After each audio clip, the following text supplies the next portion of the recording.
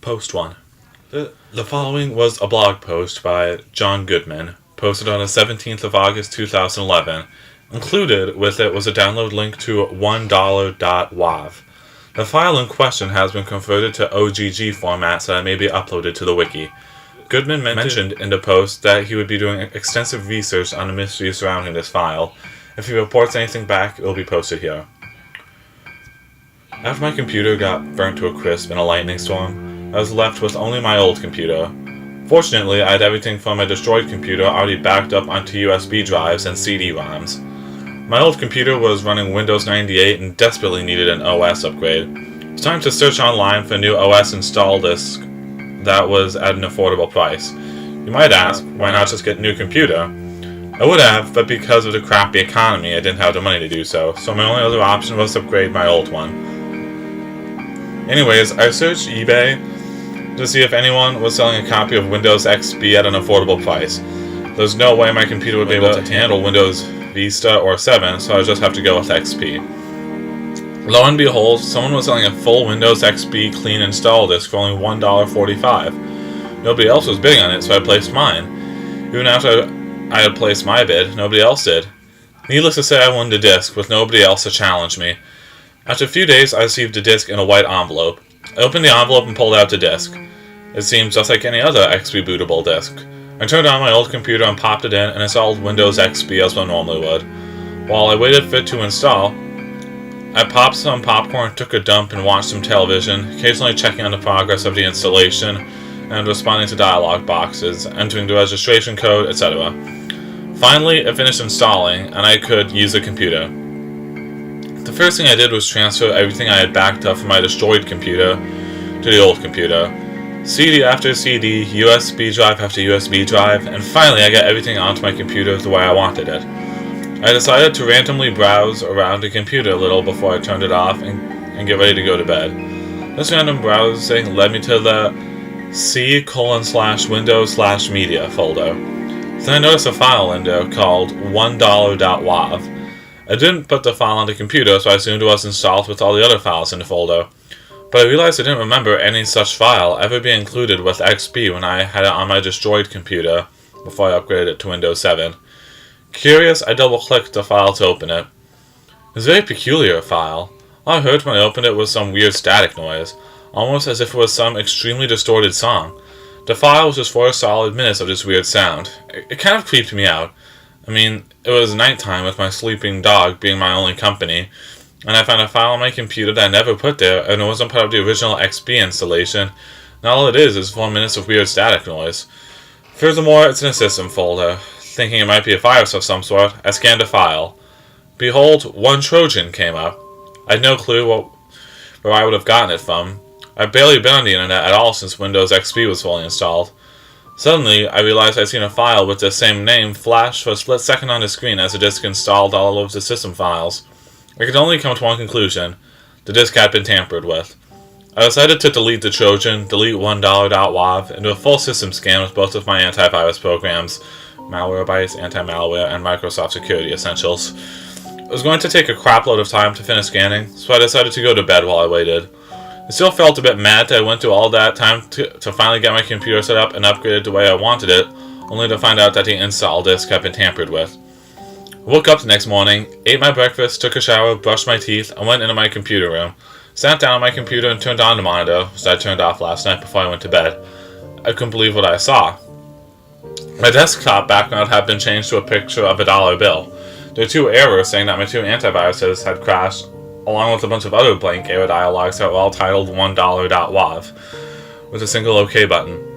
Every icon on my desktop had been replaced with a shortcut to 1dollar.wav. Even though a cycle bin, my start button now said 1dollar.wav. An usual red flag icon was replaced with a $sign. When I clicked the start button, or in this case 1dollar.wav button, to bring up the 1dollar.wav menu, every icon there was also replaced with 1dollar.wav. The administrator name was changed to 1dollar.wav, and the account picture was also that of a dollar bill. I clicked Don't Send Report to both the errors, saying Malwarebytes and Microsoft Security Essentials had crashed. Then click the OK button on each 1dollar.wav error box. Okay, the screen was clear of all those windows now. I tried to reopen my antivirus programs, but they both gave me a blank error entitled 1dollar.wav, and clicked OK on both of those. I went to the 1dollar.wav menu and clicked shut down, but I just got the familiar clunk error sound. So I tried the power button, nothing happened. I just unplugged the computer and it finally shut off. I plugged it back in. I booted in safe mode and tried opening the antivirus programs there, but when I did, my computer made the weirdest noise ever and abruptly powered off. I tried pressing the power button, but nothing happened. It didn't even warm up. That freaking virus completely destroyed my only remaining computer, and I hadn't even gotten it from a website or anything. I come with my operating system. Well, that was that. I had to go get some things at the grocery store, so I left my house along with my dog. I had yet to earn enough money to buy myself a new computer. I do everything computer-related on a friend's laptop that he generously lets me borrow when I need to check my email, do something on my bank account online, etc. I've used that same laptop to type up and publish the stories to the internet, along with 1dollar.wav, which I have gone through and manually removed the malicious coding from. After a certain cryptic message I read talking about some last evidence that will have to be destroyed if I share it with anybody, which you will read about in just a moment, I have decided to research as thoroughly as I can about the mysterious 1dollar.wav until I have figured out the sinister mystery that surrounds it. How did I get back 1dollar.wav after my computer was destroyed, you ask? Well, when I got home, my dog's ears perked up, and she started growling menacingly. She followed the scent into the computer room. Everything seemed normal. However, when I looked where my second destroyed computer was, it wasn't there. Everything else was still there, but the computer was gone. I thought of a robbery, but who would want an old computer that doesn't even boot up anymore? I also noticed a tampered with XP install disk I had gotten off eBay was missing as well. In its place was a different disk. It was a white CD-ROM with something written on it in green Sharpie. I picked up the disk and read, "This is the last remaining evidence that I know of. Keep it secret, or I'll have to destroy it too." I glanced down at the table the disk had been sitting on. What it had been was a single dollar bill. It wasn't crinkled or damaged in any way. Unlike most dollar bills, it was in absolutely perfect condition, as if it had just been made. I took the disc and the dollar over to my friend's house, one that has the laptop that I'm typing these words on. I explained how both my computers were destroyed, and he just agreed to let me borrow it whenever I needed to. So I got on my laptop and put the CD in. On the CD was just one file, 1dollar.wav. Post 2.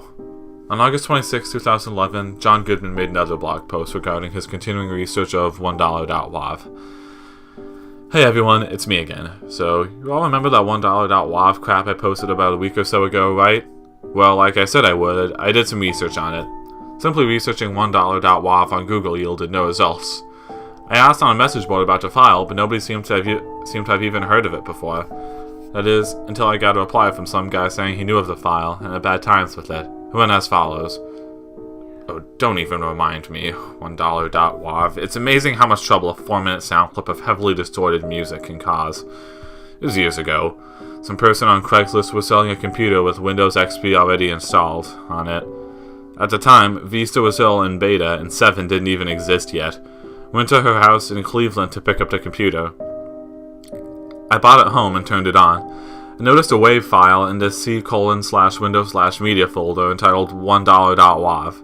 Curious, I opened it and listened to it. It was nothing special, perhaps a little creepy, but it didn't interest me.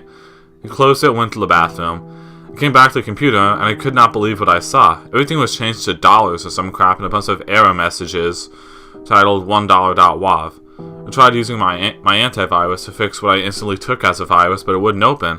I tried turning off the computer, but it wouldn't turn off no matter what. The only thing that worked was unplugging it. I tried to boot in safe mode and use my antivirus there, but upon trying to open my computer made this bizarre noise and shut off, and refused to turn back on. I don't mean refused to boot into the OS, I mean literally just would not power on, as if it wasn't plugged in. The next day my computer was gone, with just a single dollar bill in its place. No, it sounds insane, and you probably won't believe me unless you had a similar experience with the file yourself. Cleveland. eBay had told me that the item was located in Cleveland, Ohio, and I had a new mission: track down the person that sold me the install disk. I applied to him saying that I had indeed had a very similar experience, and requested to give me the exact address of the woman that sold him the computer, as I wanted to have a little talk with her. I probably sounded like a stalker, but I didn't really give a crap. I needed to figure this out. Surprisingly, the user actually sent me the address of the woman in a private message. Living in Ohio myself, Cleveland was not too far away, so me and my dog got in the car and drove off. We arrived at a small yellow house that could only be the home of the woman who sold me the install disc. We walked up the front door and rang the doorbell. A woman almost instantly answered the door. She seemed to be an elderly woman, short and stout, with white hair tied up in a bun. Then I looked into her eyes. Oh, those eyes.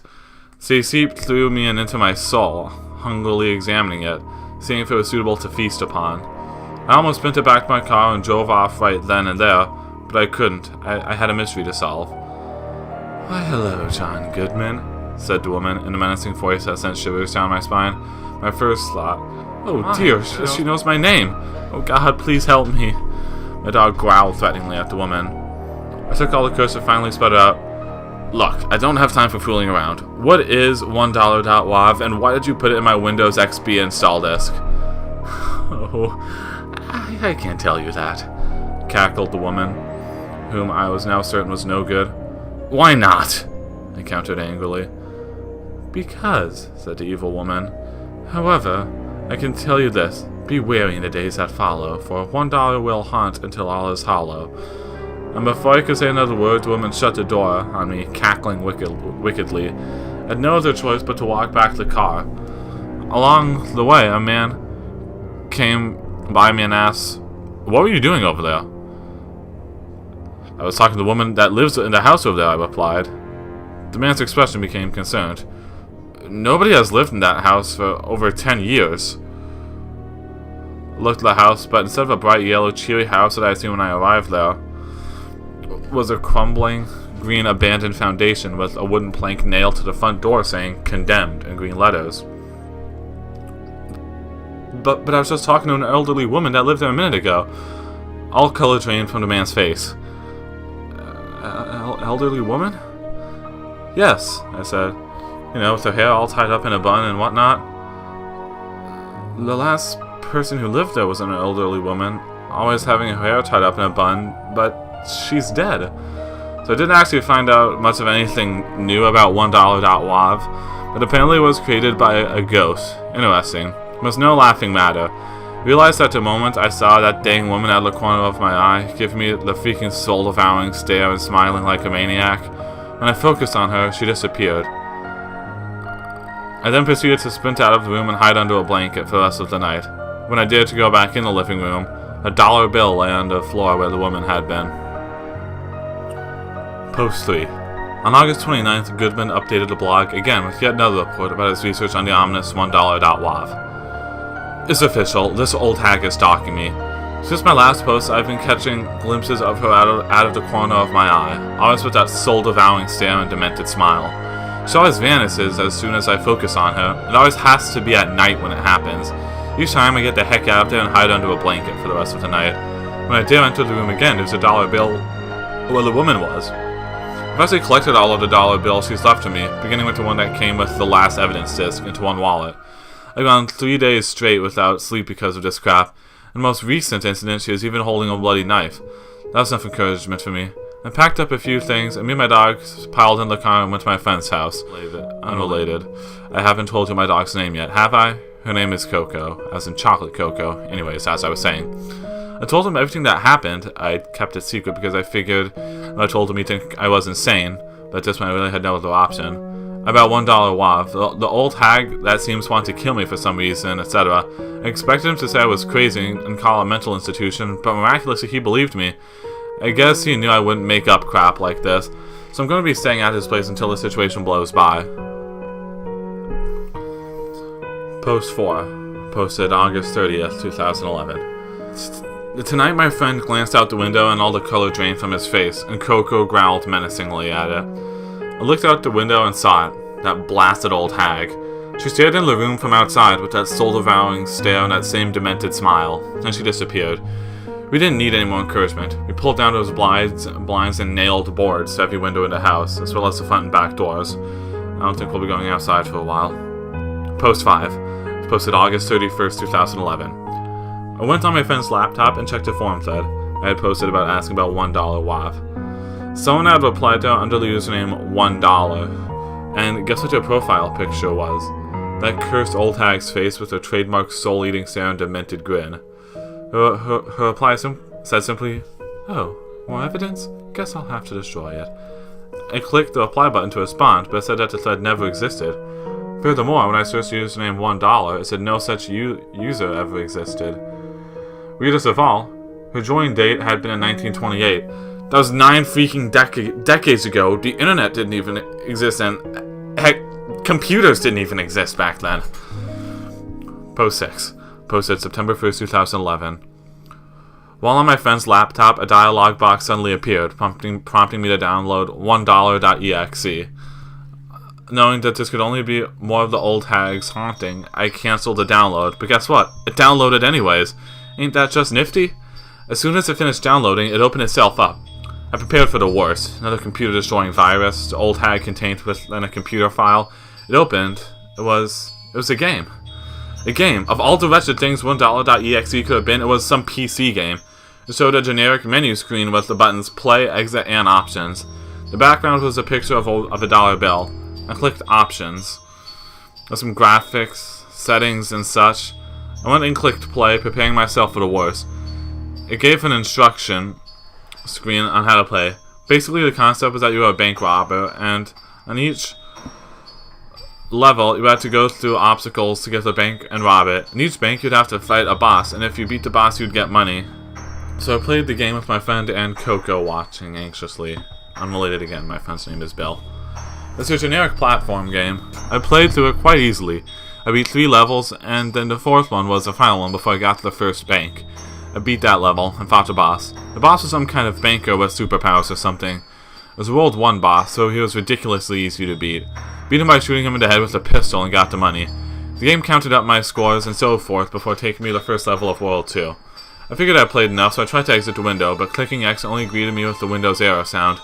It wanted me to keep playing, and judging by all the weird crap that happened to me recently, the reasons couldn't be good. So I tried ending the application process with Task Manager, but the end process button only gave me the error sound again. I tried shutting it down, but the shutdown button gave me the same results. It's very similar to when 1dollar.wav had first destroyed my old computer. Because the laptop was running on a battery, I had to take out the battery to shut it off. I put the battery back in, rebooted, and everything was normal again. I deleted 1dollar.exe. It didn't come back like 1dollar.wav did. It stayed deleted, right? It said that a banker had been found dead at a local bank, with a bullet wound in his forehead. It showed a picture of the man, and to our horror, he looked exactly like the old 1 boss from 1dollar.exe.